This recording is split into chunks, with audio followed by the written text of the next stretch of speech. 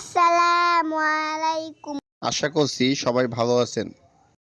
আজকে আমি আর বাবা তরমুজের জুস বানাবো।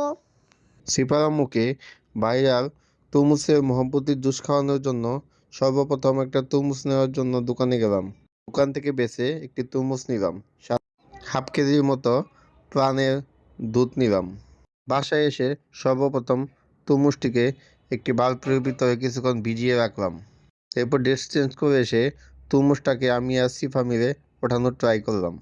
এবার তরমুজটিকে নিয়ে সুন্দর করে কাটার জন্য প্রস্তুতি নিচ্ছি।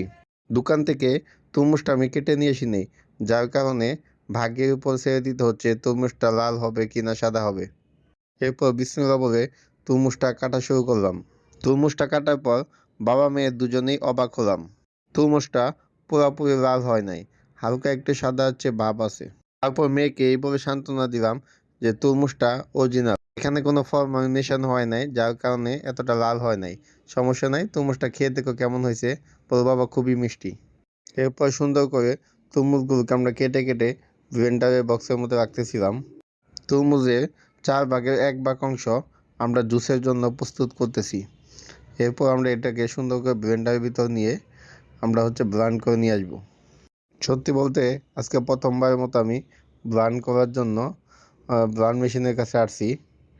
এরপর প্লাগটা লাগিয়ে আমরা তরমুজের উপরে ঢাকনা দিয়ে সুইচটা অন করলাম। সুইচ দেওয়ার সাথে সাথেই তরমুজের সাইড দিয়ে পানি বের হতেছিল। ব্লেন্ড করা শেষে আমরা শরবতের ভিতরে চিনি মিশাবো। ব্লেন্ডারের পর থেকে আমি এখন জগের মধ্যে শরবতটাকে ঢেলে নিচ্ছি। তারপর ফ্রিজ থেকে দোকান থেকে আনা দুধটা বের করলাম। এখন দুধটাকে কেটে তরমুজের ভিতরে আমরা ঢেলে দিব, জগের ভিতর ঢেলে দিব। দুধ দেওয়া শেষে আমরা এখন একটু চিনি মিক্স করব।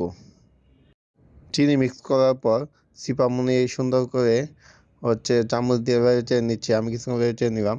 এখন আমাদের হয়ে গেছে আমাদের মহাব্বতী শরবত। আমরা 2টা গ্লাস ও সিফার মগটাতে আমরা আমাদের স্পেশাল শরবতটা ঢেলে নিলাম।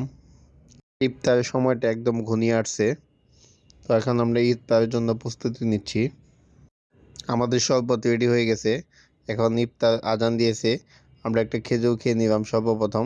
এখন সিপামতি চৌমুখ ট্রাই করবে। প্রথমবারের মতো ট্রাই করলাম, জানি না কেমন হয়েছে। সিপামনি কেমন হয়েছে? খুবই মজা হয়েছে বাবা, খুবই খুবই টেস্টি। আলহামদুলিল্লাহ, তরমুজের শরবতটা আসলেই অনেক মজা হয়েছে। সিফার আম্মু খেয়ে বলছে খুবই সুন্দর, মাশাআল্লাহ। আমরা প্রথমবারের মতো ট্রাই করলাম এই সুন্দর রেসিপিটা। আপনারাও